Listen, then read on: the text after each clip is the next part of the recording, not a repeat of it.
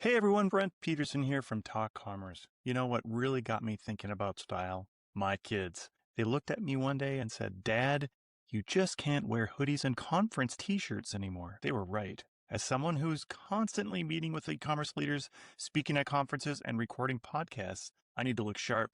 But honestly, I hate shopping for clothes. That's where Taylor comes in and rescued me. Here's how it works. You rent clothes instead of buying them. I get my own personal stylist who curates my perfect outfits and sends them to me. I can even text them about upcoming events, whether it's a big client meeting or a conference keynote. Every month, I rent 5 to 7 pieces from quality brands that fit my style perfectly. I wear them for weeks, get compliments, then send them back in a prepaid envelope when I'm done. No commitment, no clutter. And here's what I love about renting. No decision fatigue, no cluttered closets, and I'm always trying some new styles I never would have picked myself. Plus, if you really love something, you can buy it at a discount. The best part, even my kids approve of my style. If you're tired of stressing out about what to wear, try renting from Taylor. Go to tailor.style. That's Taelor.style. And trust me, your future self will thank you. Welcome to this episode of Talk Commerce. Today I have Luca Borreani.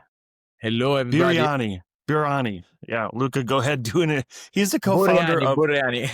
Yeah. Sorry. He's the co-founder of ZipChat. But Luca, go ahead, do an introduction for yourself. Tell us your day-to-day role and one of your passions. Absolutely. So I'm Luca Borreani. I'm the co-founder of ZipChat AI. I'm also serving as the CMO, so taking care of everything marketing. Thanks to AI, actually, today is a much easier job than when I used to have the same role in my previous company, where I just had to hire more people every time. I love doing sport. I love traveling. I'm Italian. Maybe you can find it out by my accent, but I mean, I've been living all over the world. Right now, I'm based in Dubai. Yeah, that's great. And what brought you to Dubai? Just out of curiosity. Yeah, during university, actually, after my second master, with my business partner at the time, we were running affiliate marketing campaigns. You know, at that point in life, you're young, you're making some money, you work from your laptop. I mean, sounds like the dream lifestyle everybody was kind of looking for. We could literally live everywhere. Our main goal was actually to move to New York, but it was very complex, not being ourselves Americans. So yeah, we tested a few places. At the end of the day, Dubai was kind of close to Italy still, just a 5-6 hours flight.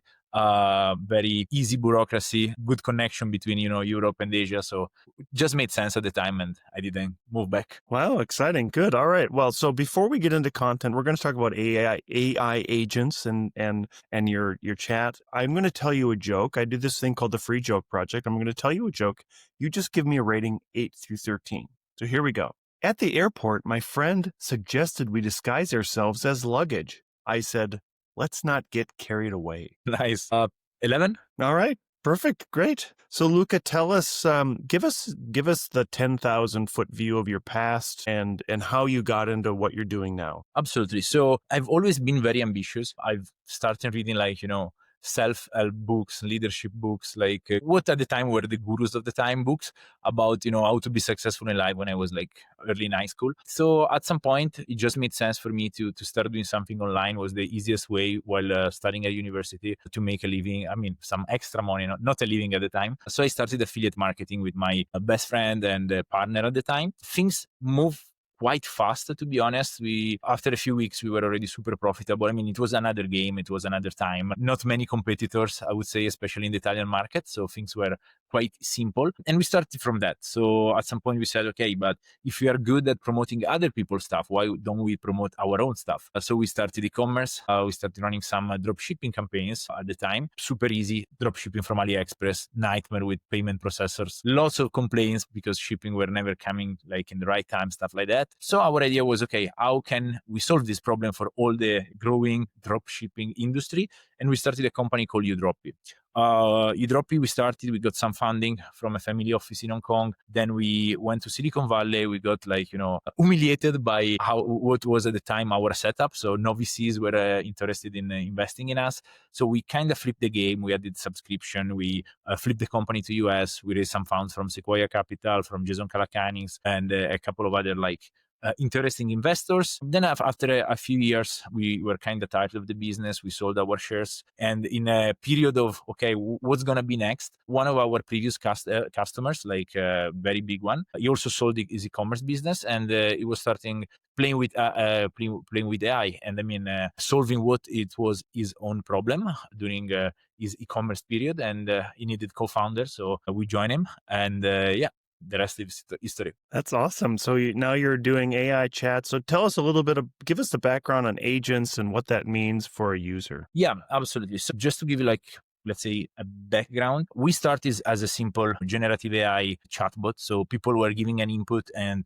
they were getting an output, basically a reply, product recommendation, or like, some information about, the policies of the stores.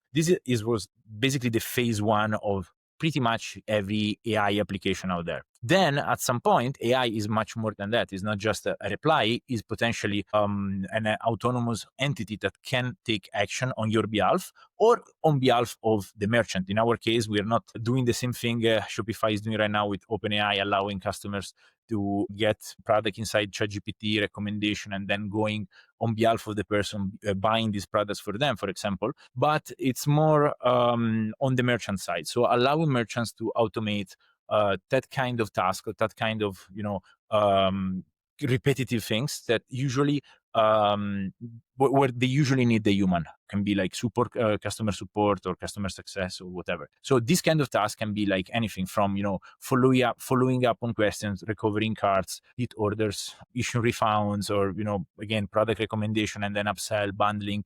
Basically every kind of action you could actually do as a salesman or a support agent if you go like in a normal store, but online. Okay, that's great. So is there some safeguard? I'm assuming there's some safeguards because I'm a big Claude Code user, and I realize that AI it isn't always as smart as it says it is. Give us some workflows there, but how about guardrails around those workflows? Yeah, so of course it's the merchant that decide what are the guardrails. We have some basic ones, but in general, what I think it's an approach that is not so common, especially right now when it comes to customer support automation or marketing campaigns, is that everything in our platform is promptable. So you literally use a normal language to describe what you want it to happen, and the AI will interpret it and act on it. So you tell it exactly where you want it to act, when, what kind of action. Should you send like a WhatsApp follow-up message? Should you send one every 10 minutes? Should you recommend this kind of product or this? Or even like negotiate with the user, or tomorrow when users will be using agents to buy, should it negotiate with the user's agent, and how much is allowed to negotiate? Of course, you don't want to provide a 99% discount, wouldn't make sense. So you basically set, in this case, how much is the coupon code that you can provide on a one-on-one basis. And then, of course, the AI will try to not get there, but in case that's going to be the limit. And I mean, this is like 360 on our platform. Yeah, that's interesting. I think one thing that I've discovered, and there's a lot of big companies now using autonomous agents. Some of them are making the mistake of not telling the user that they are an AI agent. And then sometimes, just like you used to get caught into a call loop when you're calling in to somewhere, you could caught in this AI loop where you recognize it's an AI agent. They won't let you out. They just keep responding with some questions. And how do you get around that and helping customers who get frustrated with AI? So I would say that the funny thing is that what I noticed is that when we started 2 years ago, everybody was trying to trick the final user this way. So they were trying to never say it's an AI because they felt like that people would not like to be talking to AI. Of course, the AI experience is different from these, three flow chatbots where you press, buttons and then you proceed in the flow. So they were trying to trick. Right now, I would say the trend we see, at least around, across our merchants, is to declare it's an AI, to have like a small disclaimer, or just to say, I'm the AI of whatever the brand name is. In this case, so they make it clear it's an AI.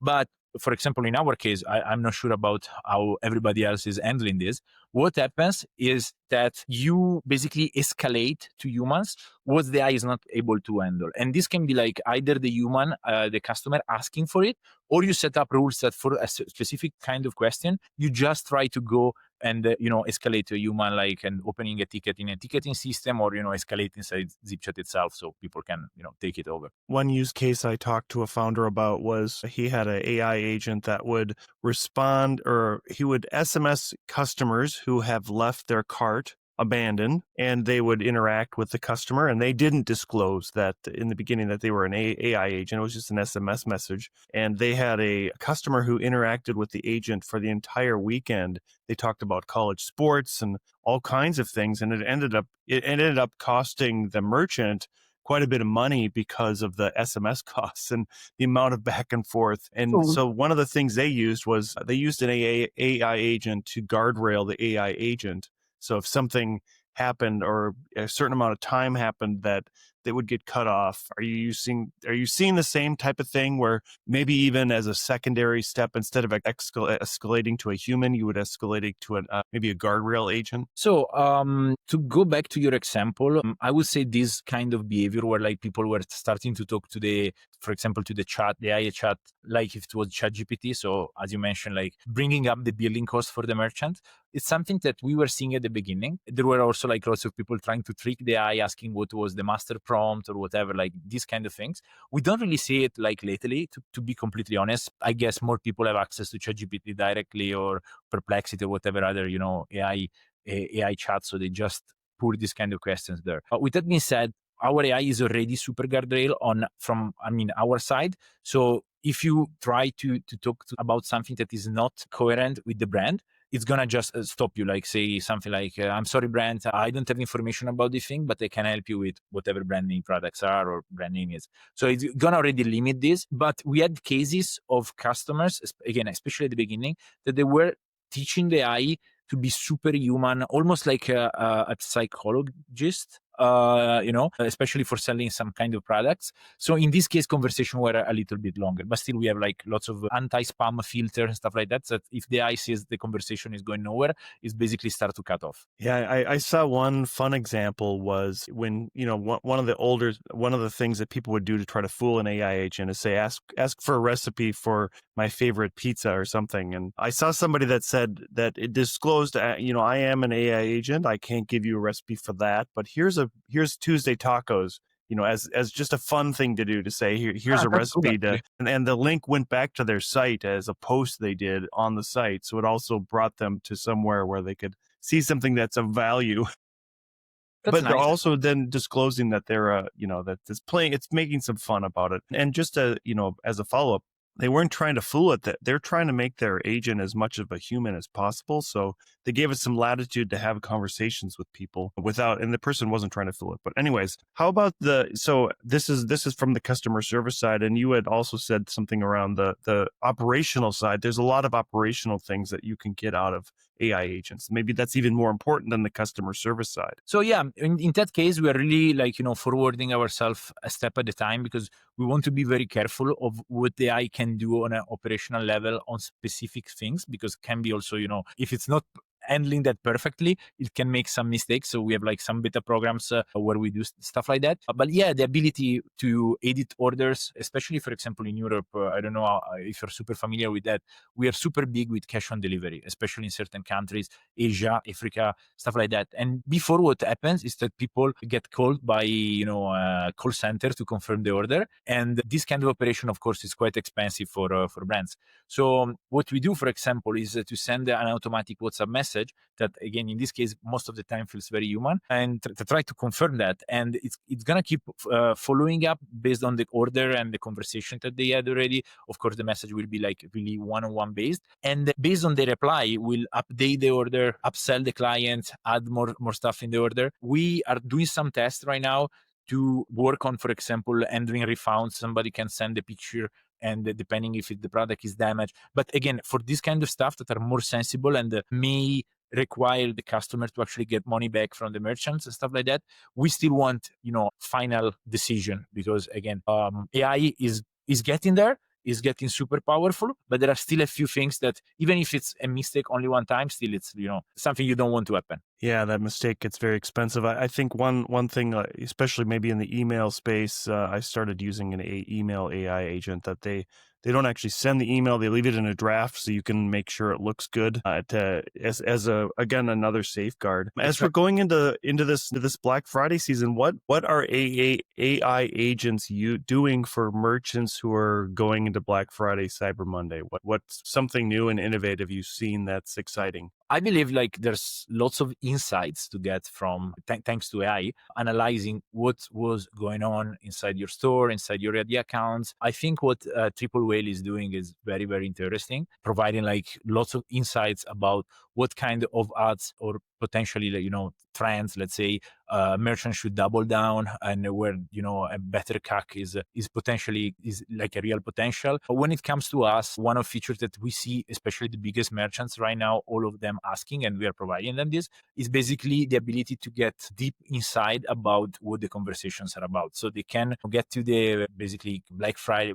I'm making this joke that now it's like Black November and, Cyber December. At the end of the day, it's not even like a weekend anymore, where basically they know already what kind of offers or upsells people are expecting based on like the past 6-9 months of conversations, understanding what can be like a good offering because people maybe were talking about discounts in the chat, understanding which marketing angles could be better for them. And all of this is basically an agent analyzing the conversation, drafting trends, stuff like that. Yeah, I think you've really hit on it, that the most important part or things we could be using with LLMs is that analysis of the data and collecting all that data. And I think, one thing I've heard, especially for the Cyber Monday, Black Friday period, is that there's so much volume. Make sure you're collecting that data during that volume to use that data for not just the next year, but just as you're going forward to see how your customers behave. Absolutely.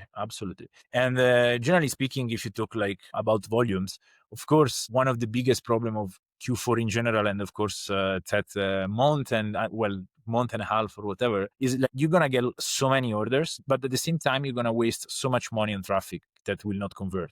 Everybody is gonna be selling kind of the same offers, very aggressive offers, so your margins will be very thin. The ability to have like an AI agent proactively engage customers on the website, talking to them, understanding what they want, recommending the right product straight away. Whenever they have a pre-purchase question, just reply and be on point. At the end of the day, most customers, they just want to be heard. They want to feel like on the other side there is an interaction and like a real entity or something real happening. So as soon as they see it, they're ready for closing the purchase or buying the product. So all of these kind of things are very important. And then of course after the heavy discounts, everybody will come back asking like, okay, where's my order?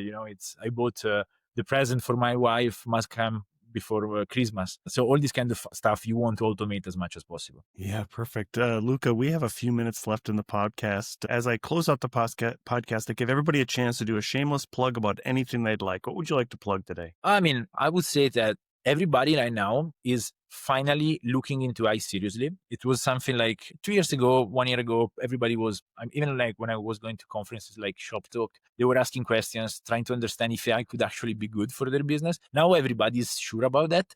The only thing is that they kind of don't know how to apply it properly. They see all these complex, workflows on LinkedIn for post engagement farming. They get excited, but then they feel it's very complex. At the end of the day, whatever it is, it's much simpler than that. And somebody already figured it out how to apply to your business in an easy and kind of plug and play way. So just dive into it, make experiment. At the end of the day, it's one of the first technologies that really compounds over time. So regardless of the application you use, it's been for whatever you do in your business, it's going to just compound over time. Learn more, understand more your customers, understand more about your operation, business team, brand identity, everything. So the longer you're going to be using it, the better it's going to be. That's perfect. And how can people get in touch with you?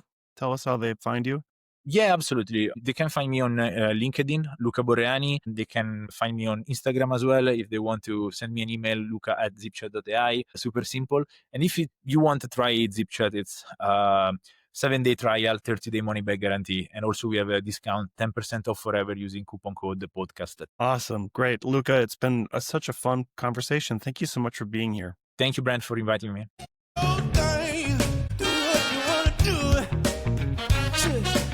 I can't tell you what it's how I get to